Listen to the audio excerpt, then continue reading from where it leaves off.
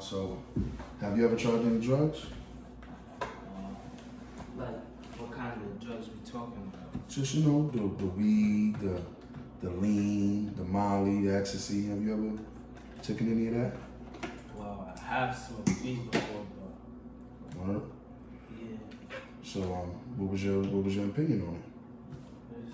it's not really, nothing really too much. It's like, I feel like it's just something that helps somebody relax or something, Mm-hmm.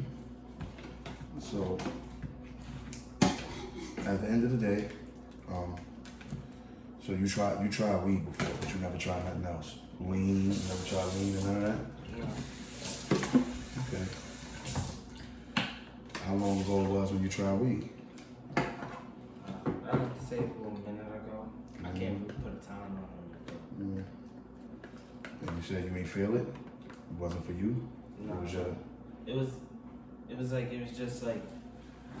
just like it like made everything go slower. It basically calmed me down. Yeah. Made me hungry or whatever. But Now, I don't approve of that. You did it when I wasn't around, so, I don't approve of that. But at the end of the day, drugs is a no-go. Now, especially when it comes to certain things, especially the Molly and all the man-made weed, I understand. Was it peer pressure that led you into that? no, I felt like it was like a lot. Like I felt like as if I used it to like cope. It wasn't like I used it, Yeah. because everybody else was using it. Yeah. I didn't feel like I had to. It was just like it was there. I was going through something at the time. So Now, at the end of the day, do you think it helped you with what you was going through? I feel like it did, but then at the same time, I feel like it was. I'm not gonna keep up with it because it is an expensive habit, Yeah. and I felt as if it could get in the way of the stuff I want to do in life. Sports and everything. Yeah, because it's like it relaxes you. It doesn't make you want to do anything. Yeah. But especially when it comes to us as y'all as young adults, I know it's a lot of peer pressure out here with the weed and the Molly and it gets me upset really because a lot of that stuff is used as an escape from reality. When people are going through things, they use drugs as an escape from reality. Now these people is rich and they rapping and they want to escape their reality when everybody wants their reality. You know what I'm saying? Like people sit there and look at rappers and be like, damn, you living a life, but they taking these hard drugs to escape reality so their life can't be that good.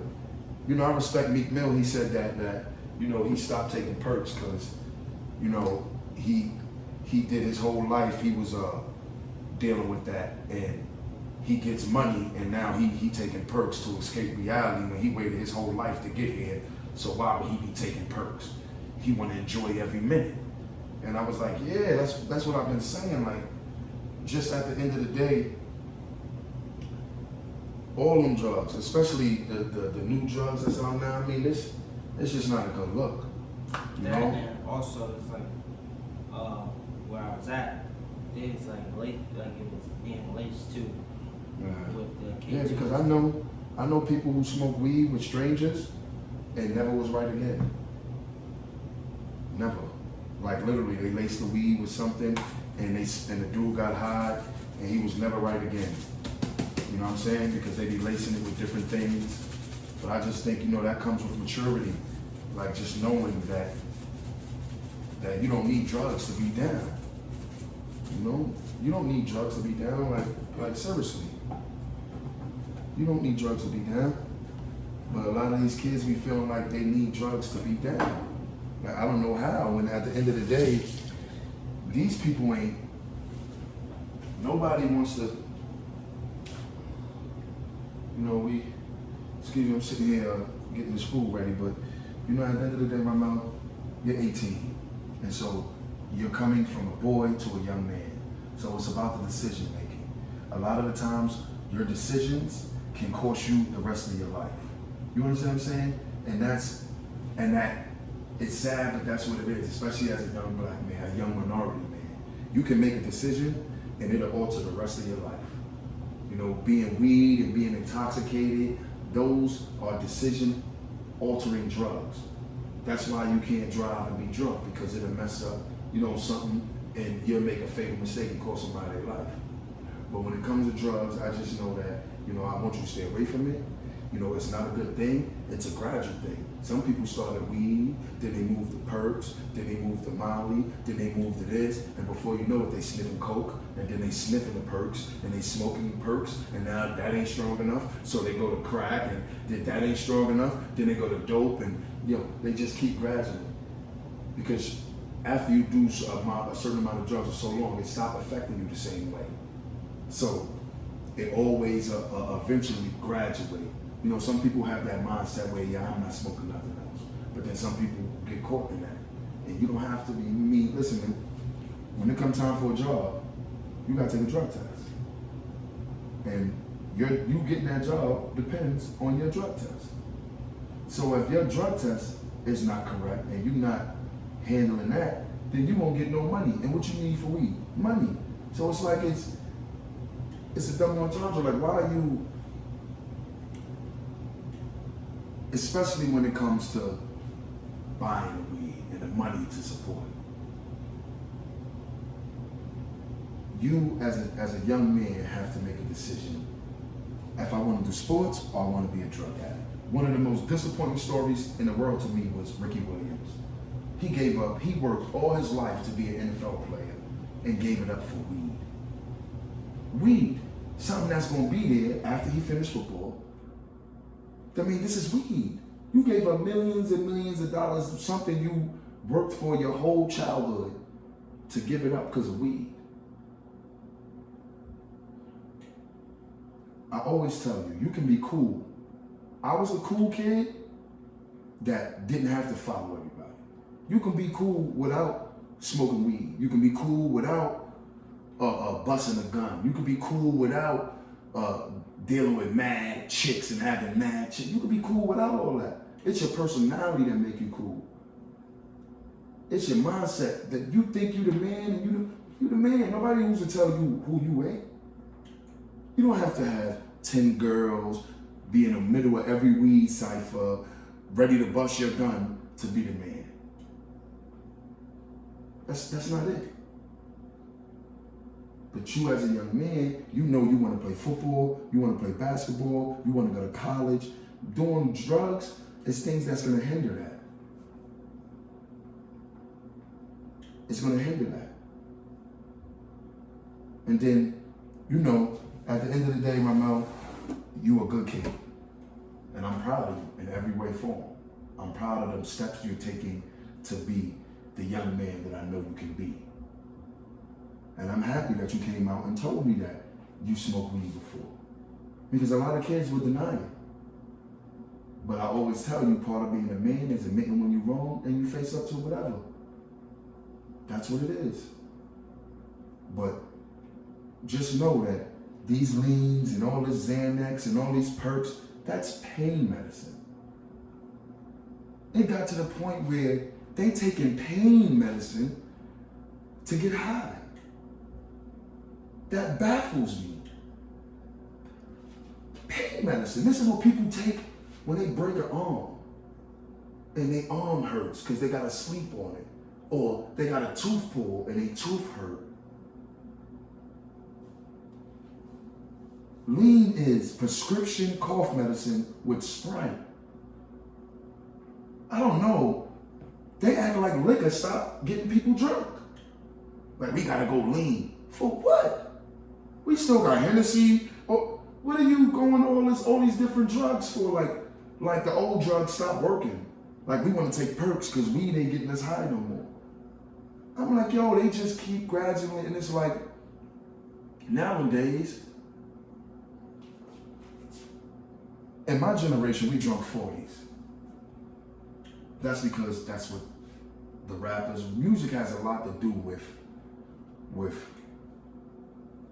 the minorities and how we move, because we live a lot through music. So Back in our days, they talk about smoking weed and drinking 40. So you know what we did? We smoked weed and drank 40s. Nowadays, they talk about perp, Xanax, lean. So you know what y'all kids doing? Perps, Xanax, and lean. And this is prescription medicine. This is people got cancer, people break a leg, people who's in pain. They take this medication to feel better, to make the pain subside. If you break your arm and they put your arm in a cast, they're gonna give you Percocets, because when your arms start to hurt real bad, because it ain't used to being like this, you take a perk and it ease the pain. So these kids is doing this now to get high. Like, it's just, I want you to be aware that that these kids will lace their blunt. They will put coke in their blunt. They will put perks in a blunt and pass it to you and won't even tell you, yo, what's perks in there? You know what I'm saying? So at the end of the day, just be careful who you work with. I don't approve of you smoking weed. And I know you stopped, and I'm proud of you for doing that. But, at the end of the day, you tried it. I'm not gonna scold you for trying it. But the fact that you tried it and you left it alone and you moved on, I'm proud of you for that. Because a lot of kids don't have that discipline. They smoke that one blunt and go crazy. That's all they want to do. They don't want to go to school. They don't want nothing. All they want to do is smoke weed all day. They don't want nothing. And I be looking at them like, bro, that's not it. You know what I'm saying? That is not it, no, no. I just want you to be able to, do what you got to do in life and do what you need to do and accomplish the things you want to accomplish that I never had a shot to accomplish. You know what I'm saying? Never had a shot to accomplish. Just certain things that, I didn't have nobody sitting there helping me, being the father that I am to you and showing me how the right moves to make and all that. I didn't have that. So at the end of the day, I had to find a lot of things on my own. I had to find out a lot of things on my own. But I'm here to guide you as a dad, and we take the right steps.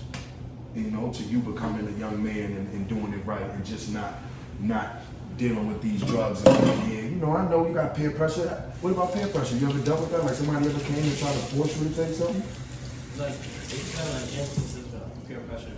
Like, they'll be like, so to say, it's not like really with drugs. It'll be like, we'll be at a party, we'll like, take this drink, I'll be like, I don't drink. They'll be like, come on, let's just go, like, in a boat or something. Yeah. Or they'll be like, we'll be in school, or my old school, we'll be in school, somebody say something, then they'll be like, right, God, you can't let them disrespect you. You gotta put hands on each other, I can say something back. See if they really know what they're saying. Yeah. But what do you mean by because they asked you if you wanted something and you said no? Yeah. So they felt like what? That they trying to start playing you after that? Yeah. That's kids these days. That's called, that's peer pressure at its best. Oh, you whack because you don't want to smoke weed. You whack. So you mean to tell me I'm whack because I got my own mind? Hold up. I'm whack because I'm not following you? Hold up. I'm whack because I tell y'all, if y'all do that, y'all can do that. I'm still cool with y'all, but I'm not doing it. So you whack for that. I thought that was called leadership. I thought that was called, you know what I'm saying? Yeah. When you slow down and you think about that, you're not whack for that. Everybody can't do that. You guys dudes right now who going to jail because they couldn't tell their friends no, and they knew when they was going to do something that wasn't it. You know what I'm saying? And they still ain't say, nah, I'm not gonna do that. Because they were scared of being called whack. Now, you ain't whack, nah, but you doing 5 years in jail. And what's jail? Ain't jail whack? Yeah, jail whack as shit. I don't care what nobody say. You go do time, jail whack. You know what I'm saying? So at the end of the day, I'm proud of you for being able to stand up to that and tell them, like, yo, listen, I'm not whack because I don't want to follow the group. You're not whack because you don't want to follow the group. No, you have your own mind because you don't want to follow the group. That's what that is. That ain't nothing about you being whack. That's them mad that you don't want to follow. You know what I'm saying? And you damn right you don't want to follow. You better not follow. That's right. We don't roll like that. You ain't no follower. You a leader. You know what I'm saying? You a leader. And to everybody, hold on. Anybody who got some recipes or something, please. If y'all got some recipes, I'm a single dad. We be cooking.